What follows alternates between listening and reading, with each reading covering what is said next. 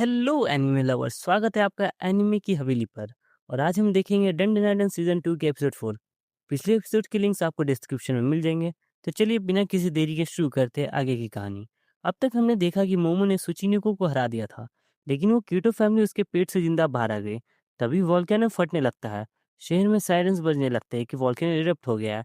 सब लोग तुरंत जगह खाली कर दें। उधर वो बुढ़िया नाकी मोमो से कहती है कि इसी वजह से हम महान सरपेंट को बलि चढ़ाते थे ताकि वॉल्केनो शांत रहे।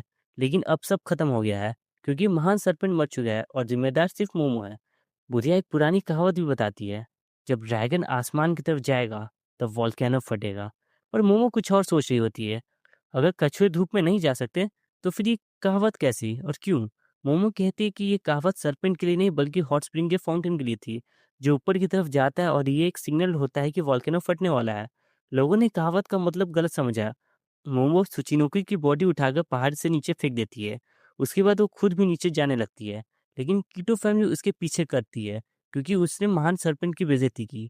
मोमो बॉडी उठाकर फाउंटेन में घुसा देती है, जिसमें से पानी निकल रहा होता है। फिर वापस ऊपर जाने लगती है। अगर वोल्केनो ने शहर को खत्म कर दिया तो लोग मान लेंगे कि सरपेंट वाला अंधविश्वास सच था, जो मोमो होने नहीं देगी। वो सुचिनोको का मुंह ऊपर करता है, जिससे पिछवाड़ा फाउंटेन में था। अब उसका बॉडी पानी का पाइप बन जाता है। पानी फाउंटेन से निकलकर लावा पर गिरता है और लावा ठंडा होने लगता है। पर जंगल के हर कोने में पानी नहीं डाला जा सकता था। तभी नाकी मोमो को लात मार देती है। बाकी कीटो फैमिली भी आ जाती है। नाकी कहती है, मैं मोमो को बलि चढ़ाकर वोल्केनो को शांत करूंगी। मोमो कहती है, तुम्हारे गोट पहले सरपंच था, अब वोल्केनो बन गया। तब सब मोमो को पकड़ने आते हैं, लेकिन तभी मांजिरो बीच में आ जाता है, वही जो भूटूबर बनना चाहता था। मांजिरो बताता है कि एक हफ्ते पहले उसके मास्टर का कॉल आया था, और वो मास्टर और कोई नहीं बल्कि मोमो की दादी सीको होती है। उसने कहा था 3 बच्चे गाँव आ रहे हैं, उनका ख्याल रखना। मांजिरो को लगा मोमो कोई फालतू टूरिस्ट है। अब मांजिरो कीटो फैमिली को हैंडल करता है, और मोमो पाइप उठाकर लावर पर पानी डालती है, लेकिन उसकी पावर कम हो रही होती है। तभी पाइप में ईवी लाई की बॉल लग जाती है और पाइप में छेद हो जाती है। ईवी लाई की नज़र अब कीटो फैमिली पर जाती है, बदला लेने के लिए। वो सीधा नाकी पर अटैक करता है, पर उसका निशाना चूक जाता है। मोमो और मांजिरो नाकी को बचाती है। एवी लाई कहता है, तुम हमेशा बीच में आ जाती हो, तो सबसे पहले तुम्हें ही मारूंगा। मोमो पूछती है, वो कारून कहाँ है? तुमने उसके साथ क्या किया? एवी लाई बोलता है, मेरे अलावा कोई नहीं बोलेगा, मुझे भूख लगी है। अब मोमो, मांजिरो और नाकी तीनों एक साथ है। एवी लाई मोमो पर अटैक करता है, पर मांजिरो उसे बचा लेता है और नाकी उसे पंच मार देती है। पर एवी लाई को कुछ नहीं होता। मोमो उसके हाथ में पकड़ लेती है, लेकिन वो अपनी बॉल से निकल जाता है और मांजिरो को लात मार के दूर फेंक देता है। मोमो की पावर भी कम नहीं कर रही होती, तभी उसके मुंह से एक जबरदस्त पंच पड़ता है। वो पंच दिया होता है मिस्टर मैंडिस ने। Yes, boxing grab. मोमो पूछती है, तुम्हारे बेटे का क्या हुआ? मैंटिस कहता, वो बाद में बताएंगे। तभी यूएफओ की लाइट जलती है और उसमें से सीको और तारू निकलते हैं, जो मैंटिस के साथ आए होते हैं।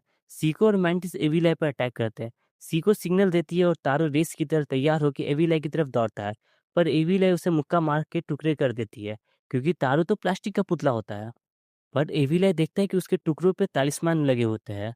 महांजिरो मंत्र पढ़ने लगता है और तारों के टुकड़े एविलाई के बॉडी पे चिपक जाते हैं। एविलाई फ्रीज हो जाता है। सीको कहती है, हमें उसे पकड़ लिया, अब घर चलो। यूएफओ के अंदर मैंटिस के बेटे चिकोटा बैठा होता है, जो पाइप उठाकर पूरे जंगल के लावा को ठंडा कर देता है। सीको मांजिरो को डांटते हुए कहती है, ध्यान क्यों नहीं दिया? मांजिरो कहता है, आपने बस बोला था 3 बच्चे आ रहे हैं, और कुछ नहीं।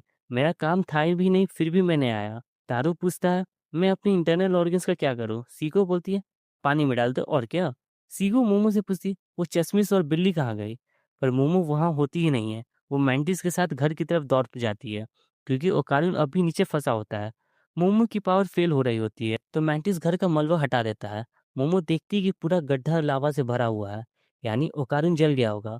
मोमो शॉक में होती है। मोमो कहती है, चिकुटा थोड़ा पानी डाल गड्ढे में, मैं उसमें जाऊंगी, ओकारुन अंदर होगा। मैंटिस कहता है, ऐसा मत करो, तुम भी जल जाओगे। मोमो कहती है, मैंने उसे बचाने का प्रॉमिस किया है। पर चिकोटा कहता है, पानी डालने की जरूरत नहीं है।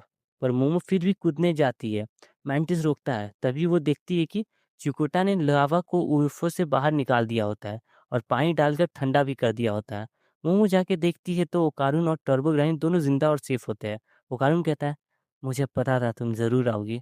टर्बो ग्रैनी मोमो पे चिल्लाती है, कहाँ थी इतनी देर से? मोमो कहती है, मैं तो टर्बो ग्रैनी तुम्हें तो भूल ही गई थी। ओकारुन बताता है, अगर मैं टर्बो ग्रैनी को बचाने नीचे नहीं जाता तो बचता ही नहीं। सुचिनोको की उल्टी ने हमें बचा लिया। फिर पूछता है, जीजी कहाँ है?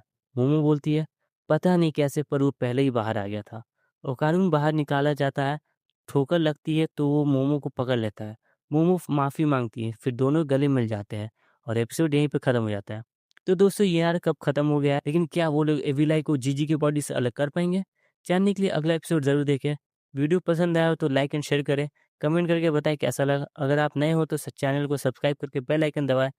मिलता हूँ अगले एपिसोड में।